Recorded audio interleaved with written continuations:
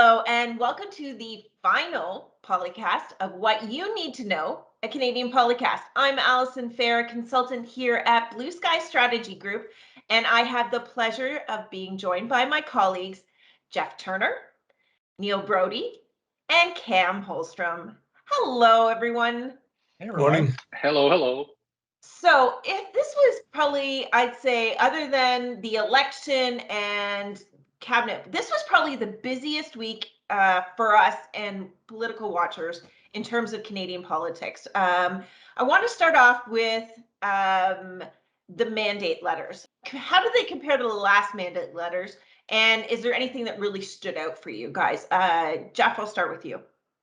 I think of these when I was inside of government as I called them accordion weeks. You know, there's a kind of a hard bookend on one side and the accordion just keeps squeezing and moaning and making noise as you get closer to that hard end. And we definitely had that this week with the end of Parliament, a fiscal update, mandate letters, and a couple of key bills, including confidence bills that made their way through the House. So it has been a big week, Alyson. In terms of mandate letters, we certainly were kept waiting for some time. That was sort of par for the course this fall. They have come out. They are very big. They're very comprehensive. And I think what's different from the 2019 edition is that they are now reflecting the latest platform that we have from the Liberals coming out of the September and October election. So we see a number of those key commitments in there, including, carbon-free electricity by 2035, lots and lots of climate change action. I mean, more than you could rattle off in a few seconds. And obviously, but focusing on COVID as the initial battle, and this is a government that I think is probably a bit worried about having another experience like the 2019-2020 holiday, where even before COVID, circumstances and crises and emergencies were piling up before New Year's Day was even passed. And I think with Omicron, one of the big worries, of course, is that everything is going to just move quickly and rapidly and in a very challenging way. So I think the government is making sure that everybody knows that addressing COVID, supporting the sectors and the people who might be affected by lockdowns should they come back, that's really front of the window. The second window behind that is their really, really strong commitment to climate change actions. And if you counted them across all of the different mandate letters, you'd probably have several dozen, if not a couple of dozen. And then third behind that, and it was hinted at in the fall economic statement, and in other places by Minister Freeland, is that the budget next March or April is expected to have a significant economic recovery and competitiveness angle. So, first action, COVID, second action, climate change, that will be sustained, of course, and third action will be that recovery, but we'll be instructed to look at the budget for most of that content. Neil, do you agree with Geoff's analysis there? What stood out for you when you were reading the 38 mandate letters? Well, let me be honest with our viewers. I didn't read all 38 mandate letters. Oh. But I did pick up on something that Geoff did mention, was the pervasiveness of transitioning Canada from a carbon economy to a non-carbon economy. That did make its way into a lot of mandate letters, especially the Environment Minister and what is now, I assume, the Junior Environment Minister, that is the Minister of Natural Resources. Yeah. And in Minister Freeland's, do everything Inspector Gadget style mandate letter, which was help transition the Canadian economy from what I said, a carbon economy to non-carbon economy, with huge promises, what looked like huge promises for Alberta and Saskatchewan to help them transition from their basic economic structure, which is removing things from the ground and selling them domestically and overseas, to question mark. And I'll tie that into the other big news out of Ottawa this week, which was the fiscal update, or as I like to call it, the FU. There was no money set aside in that projection or that update for transitioning Canada to a new economy. There was no money set aside in that fiscal update for all of the election promises that went from the Liberal platform into the Liberal mandate letters. And so there was a moderate rosy picture painted in the fiscal update, but it really doesn't take into account the hundreds of billions of dollars of spending that will come, I assume, in the next budget or the budget after that. And that's where I was going to jump in there, Neil, is that she did say to journalists beforehand, this wasn't a master plan. This is not a budget. It's just kind of to state where we are right now in terms of the economy. So I don't think I mean, for those who were hoping it was going to be a huge wish list or a list going through, I don't think that was going to be the overall plan in the first place, right? No, for sure. But there has to be some level of reality in it. And to drop the fiscal update, or as I like to call it, the FU, 2 or 3 days before the mandate letter, which paints all these big, huge, expensive promises, then to break for 7 or 8 weeks before the House comes back at the end of January leaves us a whole bunch of uncertainty in economic circles in Canada. Okay, fair enough. I'll give you that. Cam, what did you take away from the mandate letters? And did you read all 38 of them? Well, I came pretty close to that. Thank you very much. I am a nerd to that degree. To be honest, what I took away from there weren't a lot of surprises. To me, think about a mandate letter, especially right after election. I'm looking not so much for what is there, but what isn't there. Because again, as has been said, this is basically telling go out and fulfill the promises that we bestowed upon the electorate during the campaign. So to me, it's looking at where does that deviate. So for example, on the Broadcast Act changes are going to come. And the platform, it was a hard promise. The first 100 days. Now, not so much anymore. The 100 days isn't there. And when the Heritage Minister Rodriguez was at the Finance Committee this week, he was asked about it. He says, it'll be soon. Didn't say when. So we're already starting to see those goalposts start to shift in that. The other thing that I found very interesting is that there are obviously some of the things in those letters, a fair number of them, which start with the phrase continue to, as an i.e., we didn't fulfill our promises before, but we're going to keep promising it. We're going to do it. And I take note of that especially because of the Prime Minister's comments to Susan Delacourt of the Toronto Star this week about being upset with those on the left and their cynicism he's upset with their cynicism because, oh, dears, how dare they hold him to account or expect him to keep his word and do what he said he was going to do. I know the nerve of us. We're awful people that way. We're just awful. So I found it kind of interesting for that to kind of make its way into the letters themselves. But frankly, when it comes down to it, you know what? Mandate letters, it's an action plan, but things get thrown off by the action plan. Like we saw that the first set of mandate letters in the last Parliament came around the same time in December 2019, and by March everything was turned on its head. And even with this, Omicron's now hitting, and that has the potential to continue to flip things on its head again. So you know what? This could all be moot by the time they come back at the end of January. Oh, deja vu, terrible. Mm-hmm. But we were talking about how this is the last podcast before the holidays. MPs left a day early. And so was there enough? I know House Leader Mark Holland wanted certain things done before they broke. Was the House cooperative enough to get everything done that they wanted to do? We'll do a quick run around on where you thought how the House worked for the few weeks that they were sitting. Start with you, Geoff. Well, I know Cam watches the day-to-day cut and thrust a little bit closer than I do, so I'll be very curious to hear his observations of the behavior and the tenor, in all of those conversations. Looking at what was on the table and what was passed, I did take that actually as an encouraging sign that they broke early. I think it meant that they were able to accomplish the things that they had mutually agreed to accomplish, or at least some parties had mutually agreed to accomplish. And with Omicron coming down and the House thinning out, kind of as a result of that, it was good to call it early. The big piece of legislation that they wanted to get passed, they got passed Bill C2, which is a multi-billion-dollar support package for hard impacted sectors and continuing benefits for individuals and workers who are affected by the pandemic. That made its way through. There was a spending bill as well that enabled further spending by government up to the next budget. That's a confidence measure. That's an important functionary piece. It's not a high-profile piece of legislation, but it makes sure that the wheels keep moving. That was passed as well. Again, a confidence measure. And then, of course, the big focal point for a lot of people was C4, the conversion therapy bill, which, by way of unanimous consent, was moved right through to royal assent in I don't know about record time, but pretty close to it. So I think there was, a big package there that all made their way through. The fall economic statement did have an implementation bill, but none of those things were immediate priorities, so it's put off until they get back. Excellent. Neil, did you sense a sense of cooperation amongst all the parties over the last few weeks to get all this done before they broke for the holidays? Well, for sure, the Liberals and the NDP cooperated because bills were passed.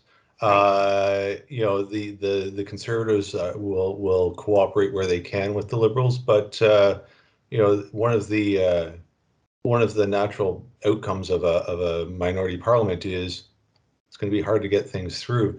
I'll go back to what Cam was saying, and there was messages coming out of the Liberal Party that they had real consequential legislation that they wanted to get passed within the first 100 days. There were 4 bills or whatever priority bills that they wanted to get passed before they broke for the winter break. All of this could have been done much easier if the Liberals had come back a month earlier to Parliament and had an extra 4 weeks of Parliament to get things done.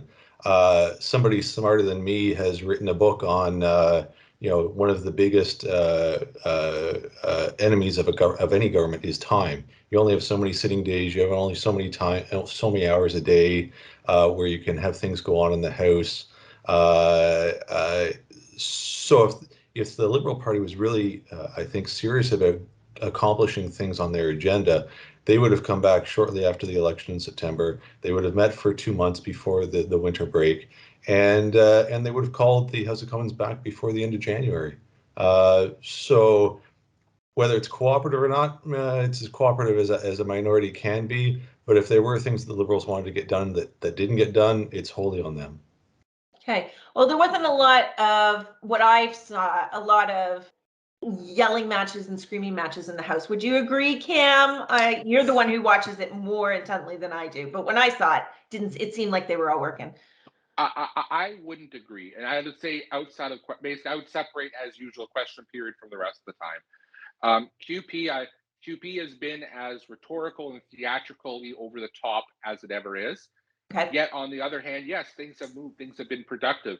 A tip of the hat to the Conservative House Op leaders team on when it came to the conversion therapy bill. Yes. That was a procedural masterstroke on their part. They deserve a lot of credit for that, for not only allowing the bill to pass, which was going to pass anyway, but speeding it up, going to take credit for it while also avoiding a recorded vote and having another 62 members of your caucus voting against it.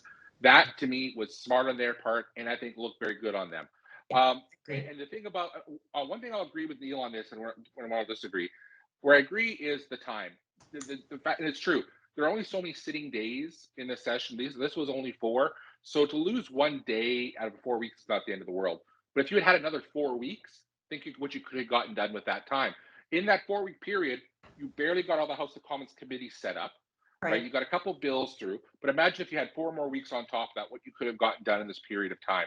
I think that could have been some really good work and caught up on some lost time, especially after we essentially lost 5 months between the summer break and the election, right? So I think that would have been the thing. But when it comes to the cooperation piece, what I would say is that what I found interesting is that bills passed, but it wasn't this straight Liberal NDP formula getting everything through. It was there was a mixed bag. I look at C2 as an example. The NDP did not vote for that. It was the Bloc that got that through. Look at the conversion therapy bill. At the end of the day, it was the Conservatives who were the driving force of moving that forward through. So it was actually funny. Everyone kind of found their spot to cooperate. So I found that to be very interesting because it allowed everyone else their outlet to kind of oppose and get their thing out there. The thing I worry about coming back is that when we were leaving, like things were starting to ramp up, and I don't think rhetorically, I don't think it was in the most productive way. Because you could kind of see a divergence in where people were talking, where some were more concerned about COVID, others were more concerned about inflation, or at least the rhetoric around it. Not so much the issue, the problem, but the rhetoric. You had others who were all about Bill 21 on Quebec. It wasn't like where we had this kind of unity of at least a purpose or thought that we have to do with this problem. That's now breaking apart, and I'm kind of curious what that's going to look like when they get back, if Omicron kind of forces everyone to herd back together on that, or if we come back and we're in a massive wave of Omicron. Let's hope not. If half the House is going to be talking about the virus, and the other half's going to be talking about things that are more politically advantageous. So I'm kind of curious to see how that plays out. Interesting. Can I just offer something, Alyson, just quickly? I think it's sort of in the same vein as when MPs, when the House rises and MPs go back to their riding, there's this indication, say they're off work for the next 60 days. Like, that's not true. Not that anybody said that here, but that's a common refrain you'll hear. In the same way, I'll just say that, like, not all work is legislation. Not all work are bills and debates in the House of Commons that the government does. There's an enormous executive function. There was all kinds of things that happened in these last couple of months that weren't necessarily inside of the House of Commons. But maybe I'll also give my colleagues something to laugh and roll their eyes at, and a nice validation for people. The other thing is, if you're making a lot of promises about what you can do quickly and how big you want to go when you get back, I mean, it's no secret to anybody that the election was predicated on the Liberals looking for their majority. They didn't get it. Looked like they weren't going to get it pretty early on, but they were swinging for that fence anyway. And it's a lot harder to do all those kind of things. Like, just materially, it's a lot harder to do all those things when you don't have a majority. If they had had a majority, they would have come back right away. They would have been doing these kind of things. They wouldn't have had to worry about, all of the, well, not just all of the procedural stuff that gets thrown at them from the House. Staffing turnover, people who are in for more, it causes a lot of cascading effects. It doesn't mean that they were entitled to it. I'm not saying that at all, but I think their calculus was that if we get that majority, all those things will be a lot faster and easier to do. They didn't, and now it's taking time for them to get themselves ordered as well as get the agenda lined up. Well, speaking of time, I am almost done, but I want a quick go around. What does your party need to focus on in 2022? Neil, since Geoff just finished, I'll start with you. What do the Conservatives need to do quickly? Well, I think all parties need to go back to their constituency this holiday break and listen to their constituents. There seems to be a part of the House of Commons that does not believe that the cost of living is rising. When MPs talk to their constituents in January and they hear about the exorbitant prices people paid for turkeys or toys or gas or whatever it happened to be, hopefully MPs will come back in the new year looking for a way to help Canadians deal with the rising cost of living. Okay. Cam, NDP, what do they need to do for 2022 when we return? I'm going to actually rip off something Neil just said, because I think everyone's kind of talking about the cost of living and inflation, rightly so. I think the one thing that no one's done yet is actually come up with a solution, or actually spoken about measures that can be taken right now to actually deal with the problem in front of them. For the Liberals, they're talking about housing built 5 years from now, childcare that'll be here 5 years from now. That'll be great when it gets here, and it will help, but it doesn't help me today lower my grocery bill, keep my home heating down, or make gas in my tank cheaper. Conversely, the Conservatives, or I say more directly, Pierre Poilievre, is talking about government spending when government spending is not driving this inflation. Raising interest rates is not going to make more semiconductors in Taiwan. It's not going to deliver more. It's not going to deliver more products from abroad faster. Those are the problems that we're running into, and they're not doing that. And to me, the NDP is finally talking about this. The problem is they don't necessarily have a solution either. No one's actually put the thing in the window to say, here's what we can do for you right now. And I think that's what they need to do, because in order to be, I think, to kind of cut through the noise, I think that's what people are looking for right now, is the answer, the solutions that actually help right now. And if they can do that, I think they'll do well. Okay. Geoff, on that point, quickly, what do the Liberals have to do to drive that point home, or what do they need to focus on in 2022? I think I already gave my list a little bit earlier, so I just at the risk of repeating it, it's COVID and Omicron number one. It's moving that climate change agenda forward, and then eventually budget that economic recovery. I think that's where they're going to be focused. The cost of living is huge. The Conservatives are definitely chipping away. Mr. Poilievre is throwing everything in the kitchen sink, including all the things that aren't true at it. But it resonates because people and people do feel it in their pocketbook, and people are very sensitive to that, and that's understandable. I think just from the Liberal perspective in defending that, it's a terrible defense because people want to know what you did for them today, not yesterday. Well, let's see what happens. Guys, I really appreciate it. Thank you for all your help this year in making the podcast happen. I really appreciate it, and wishing you all the best this holiday season. Geoff, Neil, and Cam, thank you very much. Thank you. Thanks to all of our listeners and viewers. Have a great holiday. Stay safe, stay healthy. That's for sure. Thank you to you for watching. Have a great year, rest of the year, and we'll see you in 2022. Bye. Blue Sky Strategy Group is one of Canada's leading public affairs firms. For government relations, lobbying, and strategic communications advice across Canada, visit us at blueskystrategygroup.com. Blue Sky Strategy Group is a proud member of the Global Communications Alliance.